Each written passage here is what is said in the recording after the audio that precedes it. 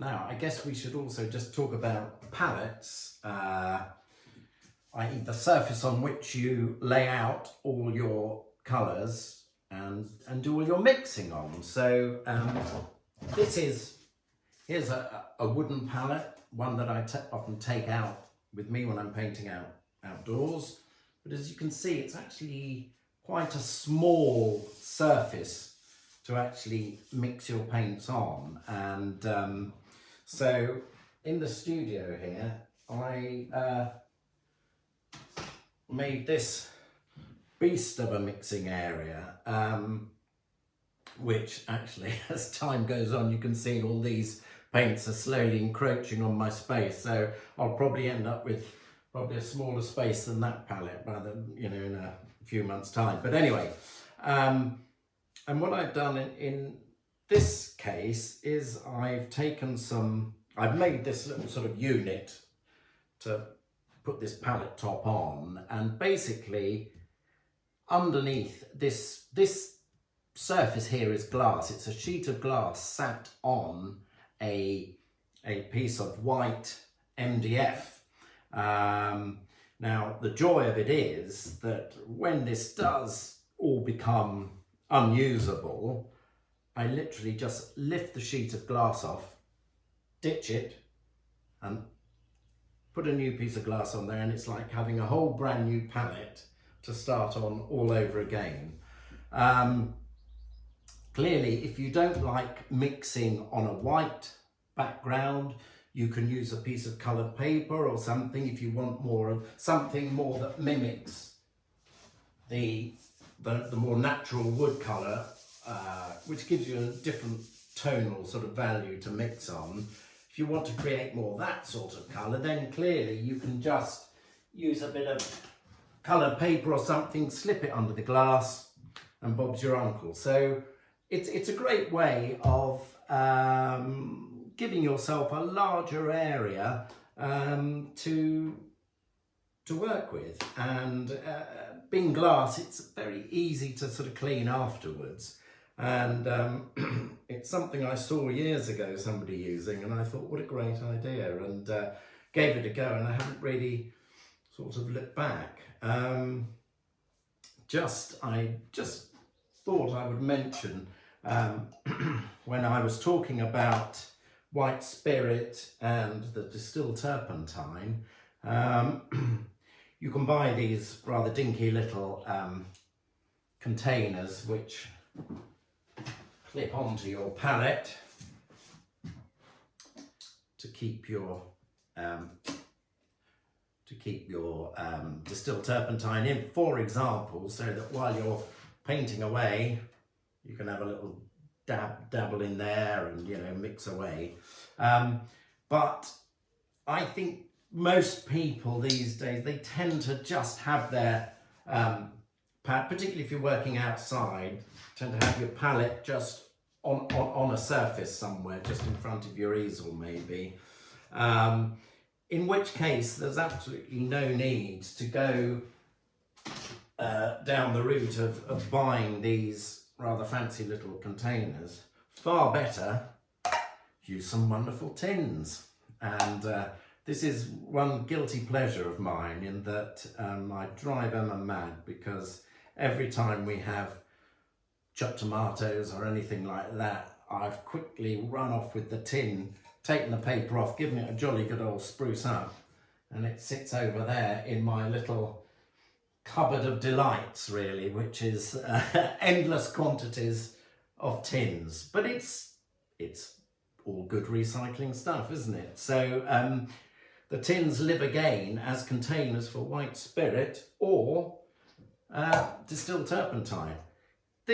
Look at that beauty. Now that is, I think, something like coconut milk or something was in that, but that's a real beauty. So whenever I see those, they definitely come over here straight away. So anyway, great ways of just sort of reusing something, and then of course once you're done with it, then it can be chucked. But it's served two purposes in its life. Okay, well, lastly, for this little stint, I think I it would be maybe of value for me to talk to you about all the different surfaces that you can paint on when you're working in oils. Now, the traditional one, of course, and I didn't prepare one earlier, so let me just go over here and grab one, is good old canvas. A canvas. Lovely, lovely, lovely. They're a joy to work on.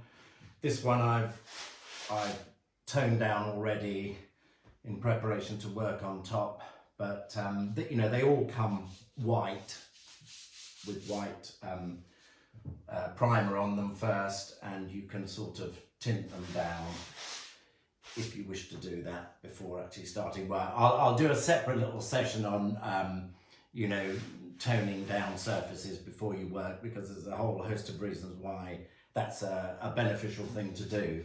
But so canvas, one of the great things about working on canvas is that if you want to work on a huge scale, if you want to do a big 6 foot by 4 foot painting, because basically you've got the stretcher pieces and the rest of the surface it's all canvas, it is always going to be relatively lightweight, whereas you can imagine a board 6 feet by 4 feet, well, you need a gang of people to sort of lift it up, and it would be just sort of wholly unmanageable. So if you're working large, I think really canvas is your only option. However, if you're at the other end of the scale, if you're going out to work in the field, you want to go out and have a couple of hours painting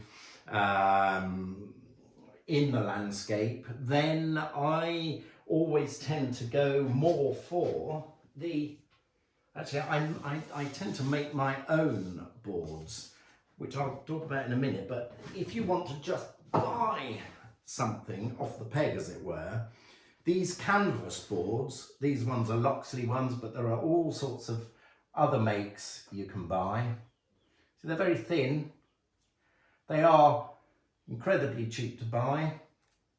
It says for acrylic, oil and other media. So they're very versatile. They come in a whole range of different sizes, but you are necessarily bound by the sizes, the standard stock sizes that they sell. So if you ever want to, you know, do a painting that's more to these dimensions, more of a letterbox sort of format, then you might struggle to find such a shape in these Loxley canvas boards. You know, they tend to go for more traditional squares and rectangular formats. So my sort of go-to thing these days is buying 6mm MDF, which is that sort of thickness. So it's got a bit of rigidity to it. It's a good solid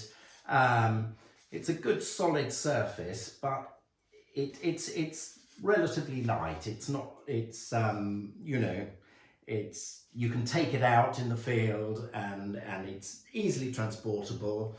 But of course, you can't just buy your piece of MDF and paint on it straight away.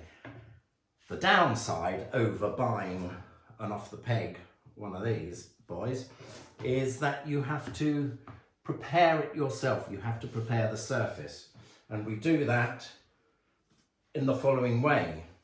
So here is some white gesso primer. So it's an acrylic based primer. It's a white, it's basically a white primer, and there we go, as white as you like. So 2 coats of that onto here. You have to allow about an hour between each coat. 2 coats, and that will really seal that surface. If you didn't put the primer on, you would find very quickly that this surface just sucking every bit of paint you put on it. It would be horrible. As a painting experience, it would be horrendous. So you have to get those 2 coats of the white gesso primer on first, and then, because we're working in oil paints, we put 1 coat of oil primer on the top of that. Now this is made by Robeson's, but there are other makes available, so you can look online. All the various online art shops all have oil primer. So the point of putting the final coat of oil primer, so that's 3 coats in total, 2 of the white gesso primer, 1 of the oil primer. The oil primer needs really 24 hours to dry once that's gone on. But once that's dry, you then can just, because when it's dry, it's a very, very white surface, and that's not always the nicest sort of surface to be working on, an absolute white surface, because of course in nature there's nothing white like that. And so if you just sort of tone it down a bit, I often use a bit of light red and yellow ochre mixed and thin down with the old distilled turpentine, and I just put a wash of that over, and that will need a few hours, well, probably a day to dry properly. But then you've got the most lovely surface to work on, and of course, as I said, you can actually cut the board to whatever proportions you want to create, and so you have infinitely more flexibility using the MDF. But the counter to that, the downside is you've got to put a bit of extra work in preparing the surface. But for me, I think having power over the shape and size wins out, and I make loads and loads of these boards, and the great thing is they are inexpensive compared with buying canvas, and canvas is a joy, but if you're just going out to do some preparatory sketches, or you know it's a beautiful day and there's some great clouds or skies, whatever, you can go out with a few of these boards you prepared yourself, and it takes the pressure off. I think a lot of people get quite intimidated by the notion of painting on canvas. It's like, oh my God, I've got to make every brush stroke count. When you're working on the boards, all that pressure goes, and you can basically have a bit of fun, and it's invariably when you're having a bit of fun that you'll do your best stuff. But hopefully that has covered most things to sort of get you started with oil painting. So we can do a bit more on this in the future, but that's the sort of nuts and bolts of how to get started. So I hope that's been informative.